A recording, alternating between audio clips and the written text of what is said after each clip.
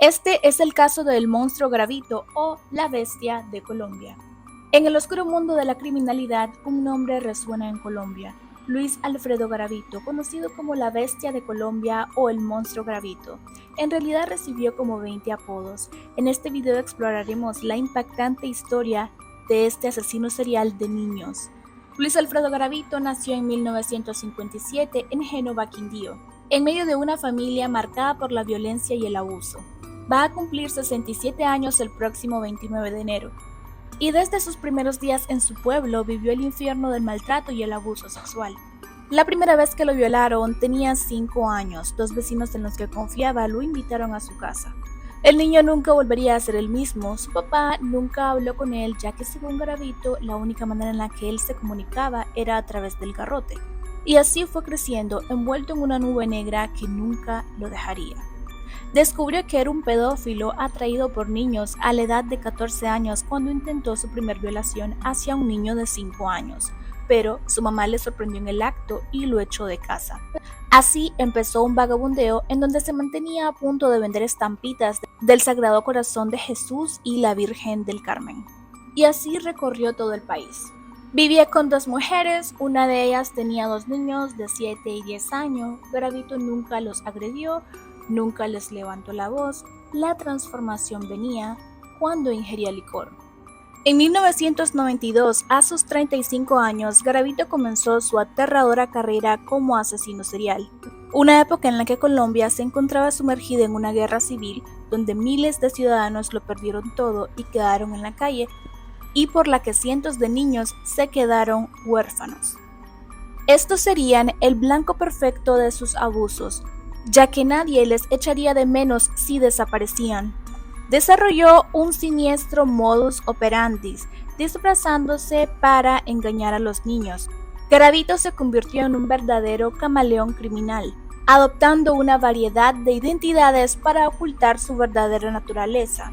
Cada disfraz era una máscara que le permitía acercarse sigilosamente a sus víctimas.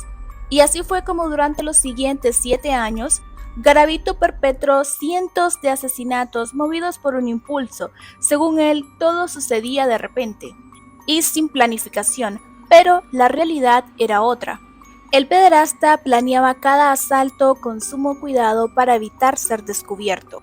Cambiaba continuamente de aspecto y se disfrazaba de sacerdote, granjero, albañil, anciano, vendedor ambulante, etc.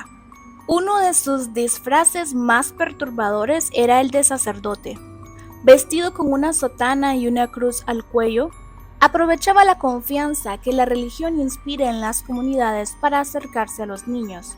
Bajo la apariencia de un hombre de fe, lograba ganarse la confianza de ellos, a menudo ofreciéndoles consejos espirituales o regalos, para luego raptarlos, torturarlos, violarlos y matarlos.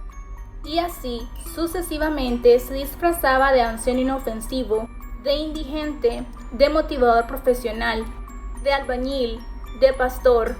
Esto le permitía despistar a las autoridades, ya que se creaba una identidad completamente diferente y así se convertiría en un experto camaleón criminal, que sería difícil de rastrear para las autoridades.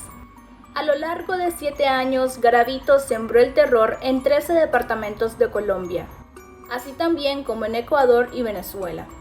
Sus víctimas, en su mayoría eran niños, sufrían diferentes torturas inimaginables y abusos antes de ser asesinados. En 1997, el hallazgo de 3 niños desnudos, tumbados uno al lado del otro, con las manos atadas y decapitados, hizo presagiar a las autoridades que se encontraban frente a un culto satánico.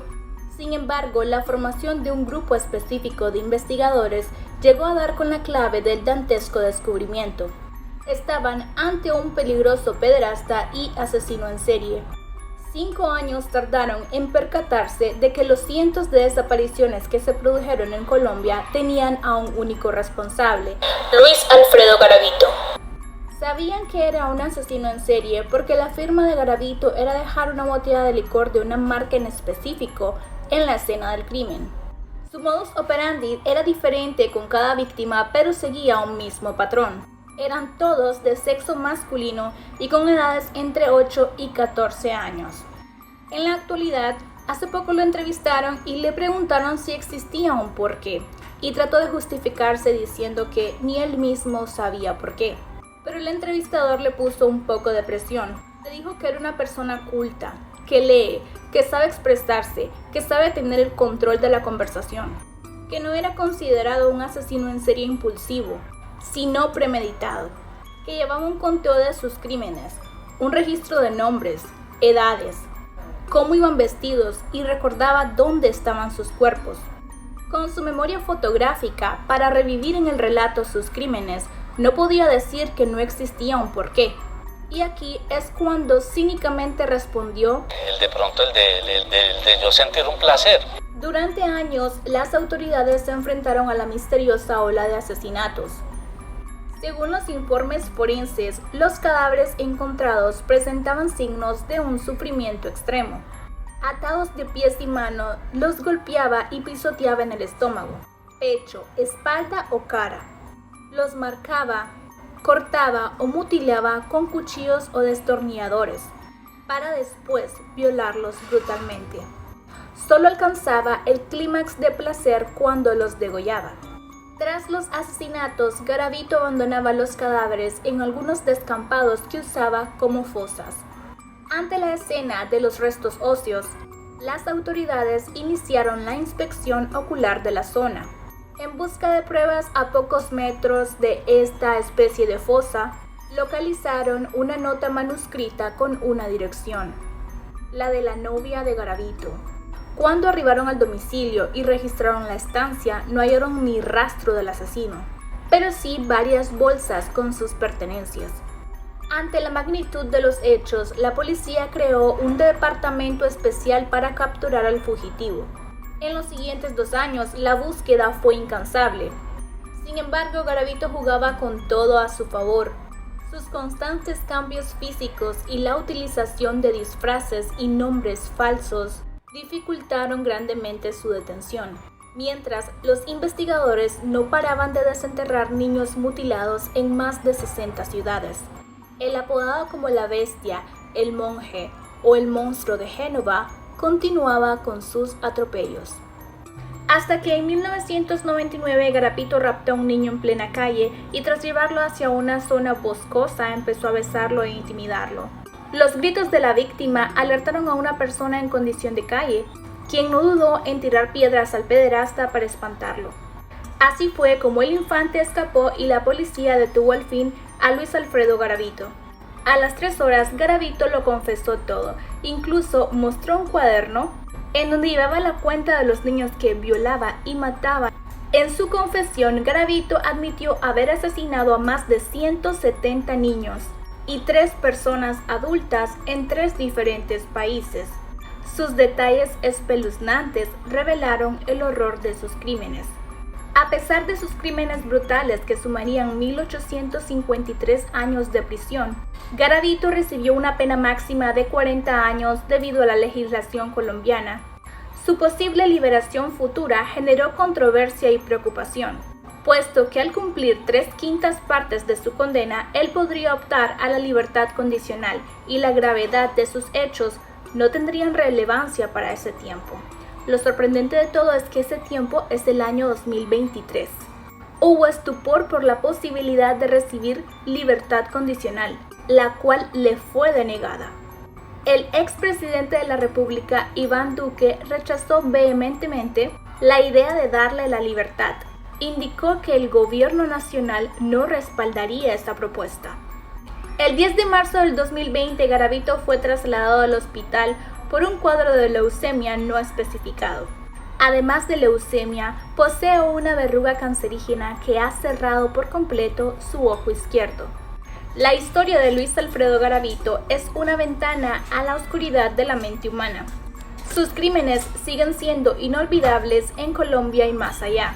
¿Podrá algún día redimirse o seguirá siendo una amenaza incluso desde la prisión? ¿Creen ustedes que se merece la libertad condicional después de haber hecho tanto daño?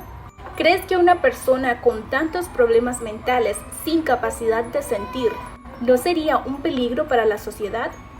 Personalmente no tengo empatía con los pedófilos. Casi siempre son personas con múltiples personalidades y una gran capacidad para manipular a los demás. Creo que los niños no se tocan. Este tipo de psicópatas que son capaces de dañar inocentes no tienen nunca el más mínimo remordimiento o arrepentimiento de sus acciones.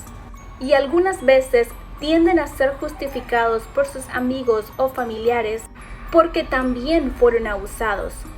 Y pasa a ser una historia más donde la víctima se vuelve el victimario, creyendo que por haber sido víctimas tienen el derecho de pasar el daño a otro, como si eso fuera a borrar sus miserables sentimientos de frustración. Creo fielmente que uno tiene el poder de decidir dónde romper la cadena, y no hay nada en esta tierra que pueda justificar a un pedófilo. Son un peligro para la sociedad y deberían estar en la cárcel. Pero juzgue usted. Gracias por unirte a mí en este escalofriante viaje a través de la vida de los crímenes de la bestia de Colombia. No olviden suscribirse, compartir y dejar su like. Y si quieren más historias impactantes, no duden en dejarme sus sugerencias en los comentarios. También les recomiendo seguirme en mis otras redes sociales. Una vez más, muchas gracias.